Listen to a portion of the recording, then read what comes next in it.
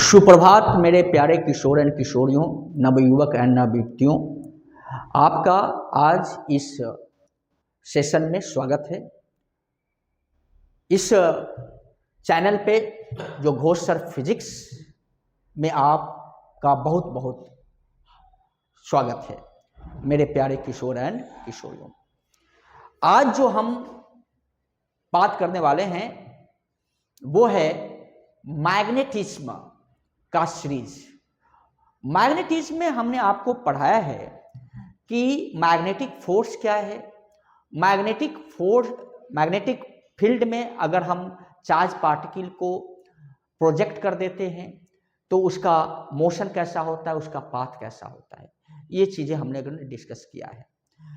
आज हम magnetic field की चर्चा करेंगे मेरे प्यारे होनहारों। मैग्नेटिक फील्ड में आज हम जो बात करेंगे बेटा, वो ये बात करेंगे कि अगर किसी मैग्नेटिक फील्ड में कोई करंट कैरिंग वायर रखा हुआ है तो उस पर भी फोर्स लगता है, मैग्नेटिक फोर्स लगता है। तो उस पर कैसे लगता है, कितना लगता है, हम उसकी बात करेंगे। मतलब आज जो है हमारा ये मैग्नेटिज्म का तीसरा वीडियो है ना, जिसमें हम ये बात करेंगे। ओके ओके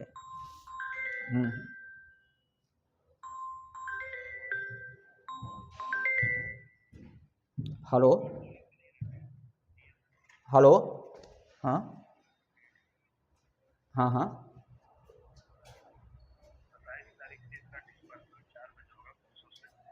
अच्छा, हाँ हाँ हाँ हाँ, 27 तारीख से कब तक? अच्छा ठीक।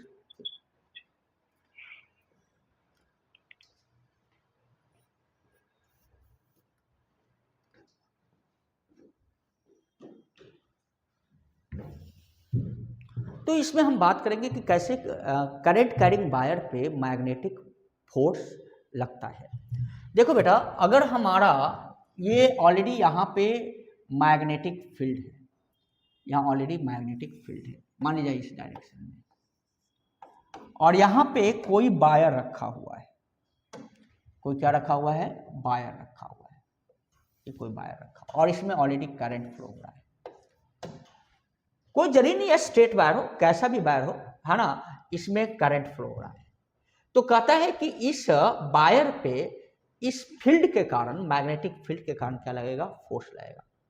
कितना लगेगा, आज उसी की चर्चा करेंगे। क्यों लगेगा, इसकी चर्चा करेंगे। तो देखो भाई, ये वायर है, तो जरा इसके बारे में चर्चा करें। ये वायर है, मतलब ये हमारा वायर है। क्या है ये, वायर, ये वायर। इस वायर को हम यहाँ पे दिखा रहे हैं बेटा कि ये वायर को थोड़ा सा क्रॉस सेक्शन दिखा रहे हैं। इस वायर का, ये वायर का थोड़ा क्रॉस सेक्शन दिखा रहे हैं, है ना। इसका क्रॉस सेक्शनल एरिया मान लिया जाए ए है, इसका क्रॉस सेक्शनल एरिया ए है। और इस वायर का छोटा सा हम लेंथ आपको दिखा रहे हैं, छोटा सा लेंथ, डीएल लेंथ दिखा रहे हैं, एक छोटा सा लेंथ डीएल दिखा रहे हैं, ठीक है। जिसमें इस वायर में करंट कितना फ्लो रहा, आई। तो ये करंट एलिमेंट आपको पता है आई डीएल है ना। तो करंट इसमें कितना फ्लो रहा है, आई, तो इसमें करंट फ्लो रहा है आई। ओके, तो लेंथ इसका कितना है, डीएल लेंथ है, डेल इसका डीएल लेंथ है, ये लंबाई जो है वो डीएल है, ठीक है। और इसमें करंट फ्लो रहा है आई। अब देखो, मैग्नेटिक फील्ड रखा हुआ है, मैग्नेटिक फील्ड है बी, मैग्नेटिक फील्ड बी। आपको पता है कि वायर में जब पोटेंशियल डिफरेंस अप्लाई करते हो, V1 V2, है ना, तो ये हाई वोल्टेज है और ये लो वोल्टेज है, तभी करंट इधर फ्लो हो रहा है ना। तो इसका मतलब इसमें करंट इधर फ्लो रहा है हाई वोल्टेज से लो वोल्टेज को, तो इसमें जो कंडक्शन इलेक्ट्रॉन है वो इलेक्ट्रिक फील्ड के, जो इलेक्ट्रिक फील्ड भी है वो इसी डायरेक्शन में, हाई वोल्टेज से लो वोल्टेज को, तो कंडक्शन इलेक्ट्रॉन पे फोर्स लग रहा है, इलेक्ट्रिक फोर्स नीचे की ओर, है ना, ये किधर कर रहा है, इलेक्ट्रिक फोर्स नीचे की ओर लग रहा है तो वो नीचे मूव कर रहा है। तो इसके पास आपको पता है कि ड्रिफ्ट वेलोसिटी होता है और यही ड्रिफ्ट वेलोसिटी से चलता है, ठीक है। तो एक कंडक्शन इलेक्ट्रॉन पे अगर फोर्स देखें, magnetic force act on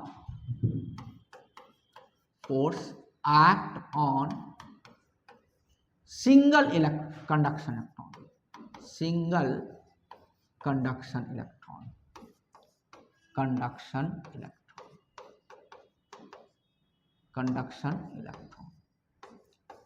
magnetic force act on single conduction electron. तो सिंगल कंडक्शन इलेक्ट्रॉन पे अगर मैग्नेटिक फोर्स एक्ट होगा,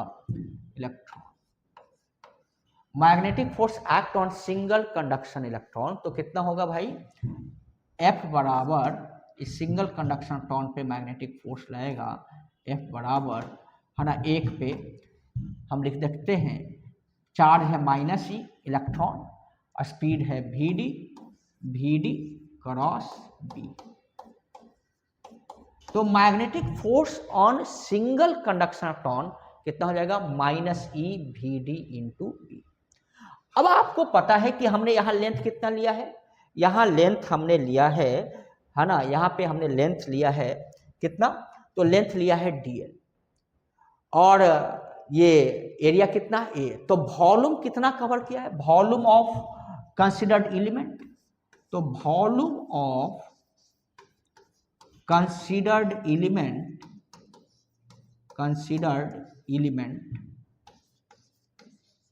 ऑफ कंडक्टर कितना भाई, तो वॉल्यूम कितना है, वॉल्यूम है dv बराबर, आप लिख सकते हैं जो वॉल्यूम है वो है a इंटू dl। और आप जानते हो कि इसमें प्रत्येक कंडक्टर का एक प्रॉपर्टीज होता है, number of conduction electron per unit volume, मैंने कंडक्शन इलेक्ट्रॉन डेंसिटी। तो मानते हैं कि लेट ये जो कंडक्टर हमने लिया है, जिस वायर में करंट फ्लो हो रहा है, उसका conduction electron density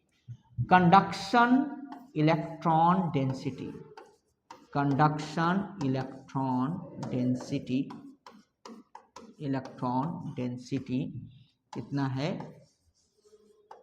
n is the conduction electron density. मतलब कंडक्शन इलेक्ट्रॉन डेंसिटी मतलब number of conduction electron per unit volume, इसका मतलब होता है number of conduction electron per unit volume कितना है, n है। तो number of conduction electron per unit volume कितना है, n है, ठीक है। कंडक्शन इलेक्ट्रॉन डेंसिटी कितना है, n, क्लियर। तो n और यहाँ हमने हमारा वॉल्यूम कितना है, dv, तो इसका मतलब इसमें कितना नंबर ऑफ कंडक्शन इलेक्ट्रॉन हो गया, n इंटू dv इस एलिमेंट में। तो अगर हम यहाँ से देखें कि इसमें नंबर ऑफ कंडक्शन इलेक्ट्रॉन पर वॉल्यूम अगर इतना है, तो टोटल नंबर ऑफ, यहाँ से अगर हम देखें तो लिख सकते हैं कि number of conduction electron present in number of conduction electron present in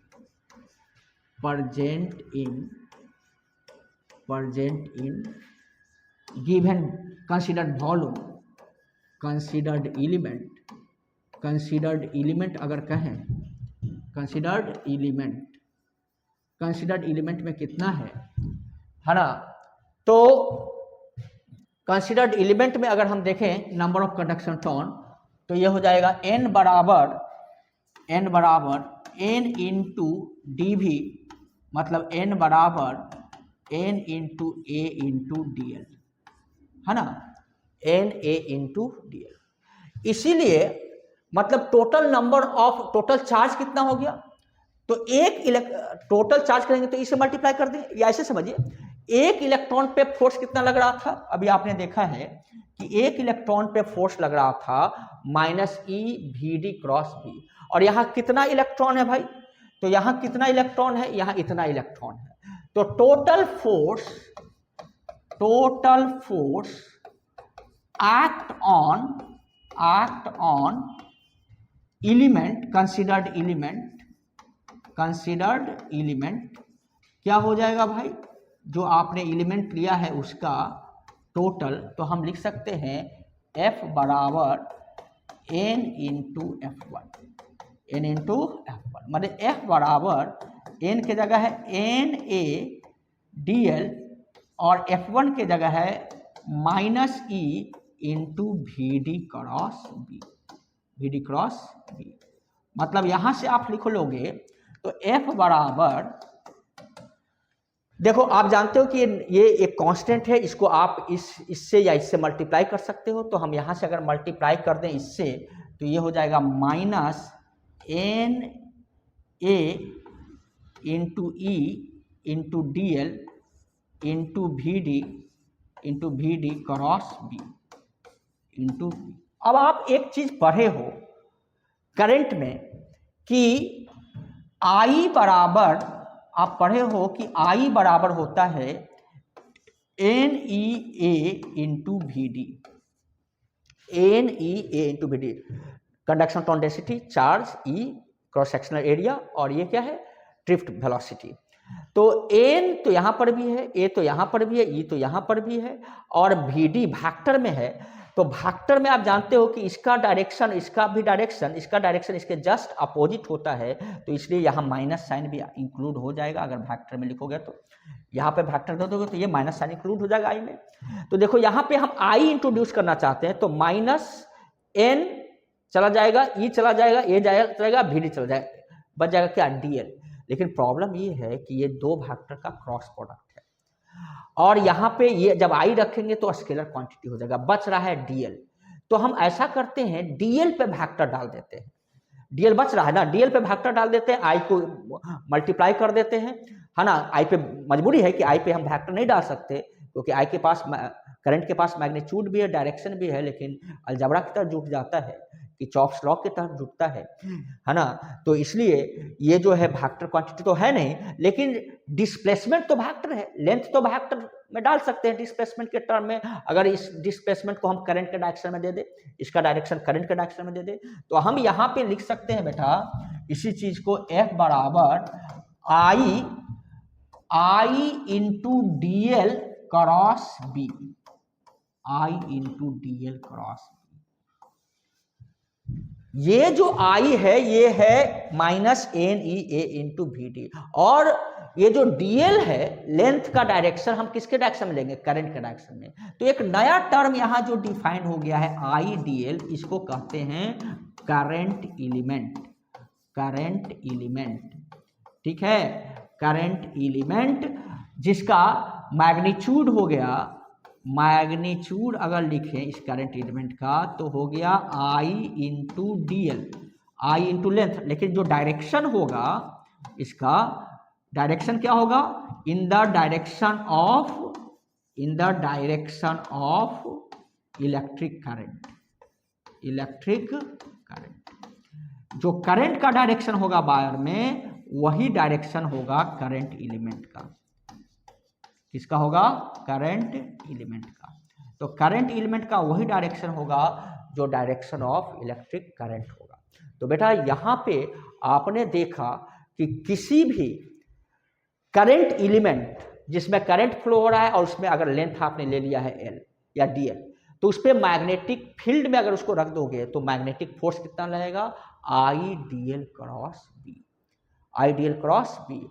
अगर ये स्ट्रेट होता तो इसको इंटीग्रेट करेंगे, तो ये अगर ये स्ट्रेट है, अगर हम इसको स्ट्रेट लें, स्ट्रेट वायर अगर हो जाएगा, है ना, तो अगर इसका लेंथ एल है, करंट आई फ्लो हो रहा है, मैग्नेटिक फील्ड बी है, तो ये इसी को हम लिखेंगे मैग्नेटिक फोर्स